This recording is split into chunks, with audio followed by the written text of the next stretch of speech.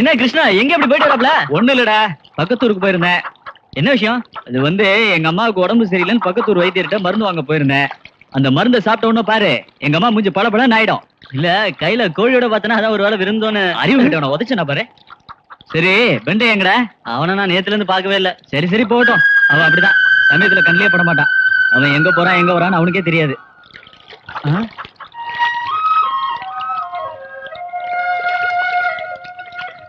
என்னடா அது போன மாதிரி இருக்கு?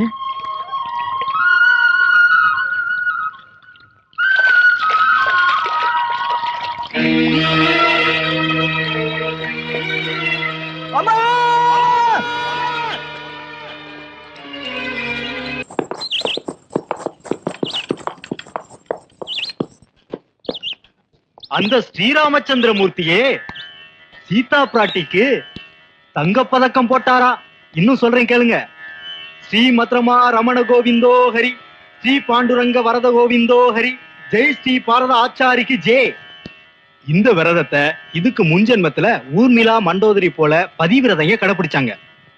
ஒரு 15 நாள் பிரம்மச்சாரியா ஒருவேளை சாப்பிட்டு தரையில படுத்திருந்தா சீதா பிராட்டிக்கு ஏற்பட்ட ராவண கஷ்டம் மாதிரி உனக்கு இருந்தா அது நீங்கி போயிடும். புராணத்துல கீசகன் கரடி மாதிரி பின்தொடர்ந்து தொந்தரவு செஞ்ச போது திரௌபதியே இந்த விரதத்தை கடைபிடிச்சதா அந்த வேத வியாசரே மகாபாரதத்துல எழுதியிருக்காரு. சுவாமி, இந்த யுகத்துல கூட கீசகன் துச்சாதனன் மாதிரி ஆளுங்க இன்னும் இருக்காங்களா சுவாமி? இருக்காங்களான்னு கேக்குறீங்களே? இவங்களுக்கு முன்னாடி அவங்க எம்மாத்திரம். அவங்களுக்கு கோரப்பல்லு வெளியில இருக்கு, இவங்களுக்கு மூளையில இருக்கு. இந்த பூமிய திருப்பதி லட்டு மாதிரி தின்னுட்டு இருக்காங்க. இவங்களை எந்த காலத்திலயும் திருத்தவே முடியாது. என்னையா நோக்கு புத்தி இருக்கா இல்லையா? செருப்பு காலோட உள்ள வந்து இருக்கே. பெருமாளையா வீட்டுல விரத வேற நடந்து இருக்கு. கையில என்னையா போத வஸ்து வச்சிருக்க? கலிகால கீசகன் எப்படி இருப்பான்னு கேட்டாலே, அங்க பாருங்க அங்க பாருங்க, அவன மாதிரி தான் இருப்பான். அவரே அரக்கத்தனம் பண்ண கீசகனும் இல்ல, துயில் உறிஞ்ச துச்சாதனனும் இல்ல, சீதைய கடத்தின ராவணனும் இல்ல. இவர் இந்த வீட்டு எஜமா பெருமாளையா. என்னது? நீங்க தானே சொன்னீங்க நாங்க வெளியே போனா கௌரவ குறைச்சல்னு. அதனால எப்பவோ கோவில்ல வச்சு செய்ய வேண்டிய சாந்தி விரதத்தை உங்களுக்கு தொல்லை கொடுக்க கூடாதுன்னு வெளியில இருந்து ஐயரை கூட்டிட்டு வந்து வீட்லயே வச்சுக்கிட்டேன். ஆனா இந்த 15 நாள் ஒருத்தர் பார்க்க கூடாது, தொடக்கூடாது. இந்த விரதம் ரொம்ப பவர்ஃபுல்லுங்க. நீங்க கண்ட்ரோலா இருங்க. ஏய், நீ பெரிய ஜாலவித்தக்காரன். நீ சொன்னிய விரதம் பூஜை அது இதுன்னு. இந்த நாடகம் என்கிட்ட நடக்காது. இவ என் கூட வர ஒத்துக்கிட்ட அன்னைக்கே இவளை அனுபவிச்சுட்டு நான் இங்க கூட்டு வந்திருப்பேன். ஆனா ஒரு கைதியாவா? இவ சம்மதத்தோட இவனுடைய சந்தோஷத்தோட இவளை நான் அனுபவிக்கணும். அதைத்தான் எதிர்பார்க்கிறேன். வேணும்னா இந்த 15 நாள் கடைசி தடவை நான் காத்துட்டு இருக்கேன். ஆனா 16வது நாள் என்னது? அதுக்கு நீ ஒத்துக்கலன்னு வச்சுக்க, உன்னை அட்ரஸ் இல்லாம பண்ணிடுறேன்.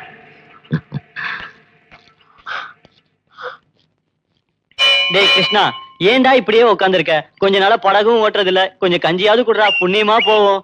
இதோ பாரு கிருஷ்ணா, அடுத்த வாரம் நம்ம ஊரு திருவிழா வருதோன்னு அதுக்கு பக்கத்து ஊர்ல இருந்து எல்லாம் போட்டிக்கு வராங்களாம். அவளையெல்லாம் நாம தான் ஜெயிக்கணும். ஆட்டமும் வேணாம் பாட்டமும் வேணாம், எனக்கு மனசே சரியில்லை. போங்க போங்க.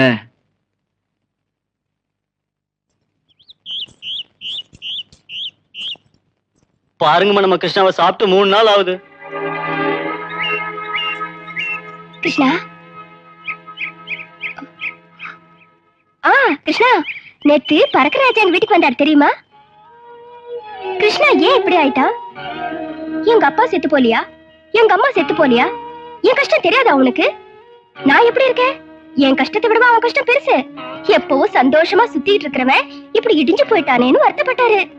பறக்கிற ராஜாவே நேர்ல வந்து உன்னை சமாதானப்படுத்தலாம்னு நினைச்சிட்டு இருந்தாரா. ஆனா நேத்தில இருந்து உன்னை பார்க்கவே முடியலையா? தேடிக்கிட்டே இருக்காரா? நான் கதை சொல்லி நிறைய பேரை சிரிக்க வச்சிருக்கேன். ஆனா வாழ்க்கைய கதையா நினைக்க என்னால முடியல. கிருஷ்ணா, கதை சொல்லி சமாதானப்படுத்துறது ரொம்ப சுலபம். ஆனா அது தாங்கிக்கிறது ரொம்ப கஷ்டம்னு எனக்கு தெரியும். பிறந்தவங்க எல்லாம் பூமியில நிரந்தரமா இருக்க மாட்டாங்கன்னு எனக்கு தெரியும். ஆனா எங்க அம்மா காவேரியில குதிச்சு சாகுற அளவுக்கு நான் என்ன தப்பு பண்ணேன்?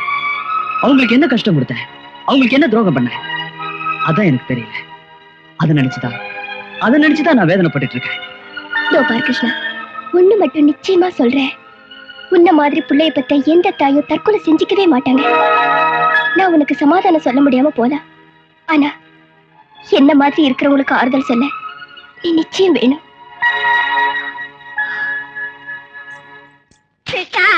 தம்பி, அந்த பரசுராம தான் நிலத்தோட ஓ நிலத்தையும் சேர்த்து உழுதுட்டு இருக்கிறான். போய் என்னன்னு பாரு. வாய் மூடுங்க. அந்த நிலத்தை பத்தி என்கிட்ட எதுவும் பேசாதீங்க. எனக்கு இப்பதான் புரியுது. அந்த நிலத்துக்கு பணம் கட்ட முடியலங்கிற கவலையில தான் அம்மா தற்கொலை பண்ணி செத்து போயிட்டாங்க. அந்த பணத்தை அம்மா கட்டிட்டாங்கடா. ஆமா, அந்த பணத்தை அம்மா கட்டிட்டாங்க. பணத்தை கட்டிட்டாங்களா? அன்னைக்கே மொத்தத்தையும் கட்டிட்டாங்க. இந்த விஷயத்தையும் என்கிட்ட முதல்ல சொல்லல. அவங்கதான் சொல்ல வேண்டாம், நாங்க அம்மா செத்து போயிட்டாங்கன்னு தான் இப்போ உங்ககிட்ட நான் சொல்றேன்.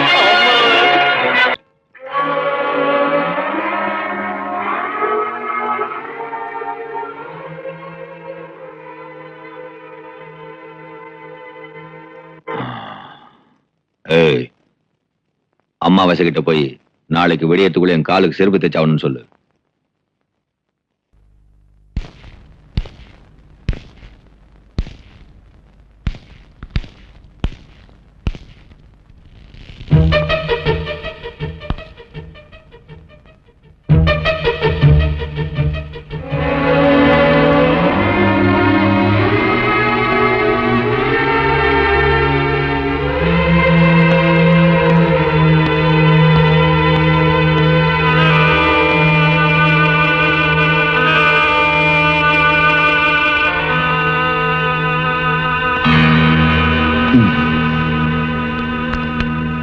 என்ன மாமா, எப்படி இருக்கீங்க? கட்சியில் இந்த தடவையாவது உங்களுக்கு எம்பி சீட்டு கிடைக்கிற மாதிரி இருக்கா? பார்க்கலாம். பாண்டவங்க 5 பேர், கௌரவங்க 100 பேர். அவங்களுக்குள்ளே பகை இருக்குல்ல, அதனால எதிர் நாட்டுக்காரருக்கு விரோதிங்க 105 பேர் ஆயிடும். நான் அப்படி இல்ல, எனக்கு புத்தி இல்ல, எனக்கு புத்தி இல்ல மச்சா, புத்தி இல்ல மச்சா. என்ன ஒரு கூலிக்கார அடிச்சுட்டான். அவன் ஒருத்தனால ஆற காரியம் இல்ல, ஊர்ல அவனுக்கு கூலிக்கார பலம் இருக்கு. நாம விரோதியா இருக்கிறதுனால தானே நாம பலவீனமாயிட்டோம், எல்லாருக்கும் கேவலமாயிட்டோம். அவனை அழிக்கணும் மச்சா. அண்ணே அழாதீங்க, அண்ணே அழாதீங்க. மாமா கவலைப்படாதீங்க மாமா. மச்சான் அழாதீங்க. நம்ம பழைய பகையில அமர்ந்துட்டு முன்னாடி வந்து நிக்கிற, தோத்து போய் நிக்கிற. அவன் உயிரோட இருக்கக்கூடாது, அவன் உயிரோட இருக்கக்கூடாது, இருக்கக்கூடாது மச்சான். வருத்தப்படாத மச்சான். எப்போ அவன் லெவல் தாண்டானோ அப்பவே அவன் கதை முடிய போகுது. ஆஃப்டர் ஆல் என்கிட்ட வேலை செய்யறவன் தானே, கூப்பிட்டு கொலை பண்ணுவேன். மாமா, அவனுக்காக இவ்வளவு பேசிட்டு இருக்கீங்களே, அவனை ஒழிக்கிறதுக்கு நான் இங்க வந்தது, இவ்வளவு நேரம் பேசினது எல்லாமே அவன் சாவுக்காக இல்ல. அவன் சாவா என் கையில விடும் மச்சான். நான் இங்க வந்தது என் சத்யாவுக்காக. அவ சந்தோஷமா எந்த பிரச்சனையும் இல்லாம பூந்து வீட்டுல வாழணுங்கிறதுக்காக தான். தங்கச்சி ஒரு நிமிஷம். சத்யாவை எப்படியாவது ஒரு மருமகளாக ஏத்துக்க. எனக்கு இருக்கிறது ஒரே ஒரு பொண்ணு, என் ஆஸ்தி பூரா அவளுக்கு தான். எப்படியாவது இந்த கல்யாணத்தை நடத்துவே, இல்லைன்னா என் மான மரியாதையெல்லாம் காத்துல பறந்துரும். என்ன மச்சா, இந்த வீட்டு மருமகளை இங்க கூட்டு வரதுல உனக்கு என்ன பிரச்சனை? இங்க பார், ஒருவேளை நம்ம 2 பேருக்குள்ள தகராறு இருந்தா கூட சத்யா இந்த வீட்டு மருமக தான், தெரிஞ்சுக்க. ரொம்ப சந்தோஷம் மச்சான். வாங்கல்ல, கையை கவிட்டு வந்து சாப்பிடுங்க. போங்க மச்சான். நீ வாயா. நான் வரேன், நீங்க போங்க. என்னப்பா இது? அந்த ஆள் தான் வெக்கமெல்லாம் வந்தாருன்னா நீங்க கல்யாணத்தை ஒத்துக்கிட்டீங்க. நம்ம பிரசிஜ் என்ன வருது? ஏய், பணம் வரும்போது பிரசிஜ் தானே வரும், அதை தெரிஞ்சுக்க. அந்த சத்யாவன் பெட்ரூம்ல கிடப்பா, இவனுடைய பணம் நம்ம பீரோவிலே கிடக்கும், இவன் நம்ம கால் கீழே கிடப்பான். அட்ரஸ் எல்லாம் போடுவாங்க. என் வாழ்க்கையை பத்தி முடிவெடுக்கிறதுக்கு நீங்க யாரு? வழி வழியா கொடி கட்டி பறந்த குடும்பண்டி, ஒரு படகோட்டியா கழுத்த நீட்டுறாங்க நீ. அந்த நாயை அவன் புருஷனாக பாக்குறேன். எங்க உங்களை கெஞ்சி கேட்டுக்கிறேங்க, அவளை யாருக்கு வேணாலும் எப்படி வேணாலும் உங்க இஷ்டப்படி கட்டி கொடுங்க. ஆனா கல்யாண பையனுக்கு மட்டும் கட்டி கொடுக்காதீங்க. அவன் அண்ணன் பிள்ளையா இருந்தாலும் நல்லவில்லைங்க, அவனை கட்டி கொடுக்க சம்மதிக்க மாட்டேன்.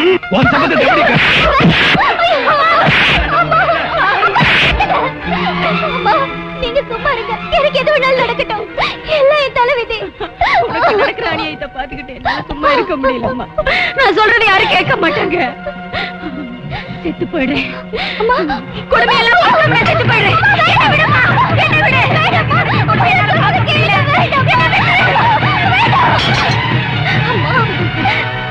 வெட்டிகடி, வெட்டின் சாவு. நான் சட்டை பண்ண மாட்டேன்.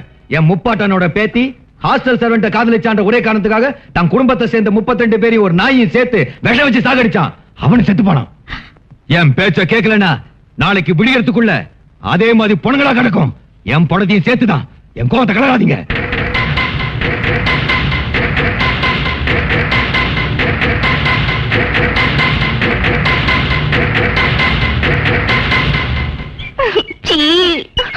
கொண்டு போகாத கிருஷ்ணா. ஐயோ வேண்டாம் சொல்றேன்ல. கொண்டு போகாத. என்ன ஜில்லு, என்ன கொண்டு போறாங்க? யாரு கொண்டு போறாங்க? என் தலையில இருக்கிற நகை இல்ல, கிருஷ்ணா என் கனவுல வந்து அது கூடன்னு சண்டை போடுறாரு. சீ. ஆமா ஜில்லு, இதுக்கு முன்னாடி என் தொடையில படுத்து கனவு கண்டுகிட்டு இருந்தேன்.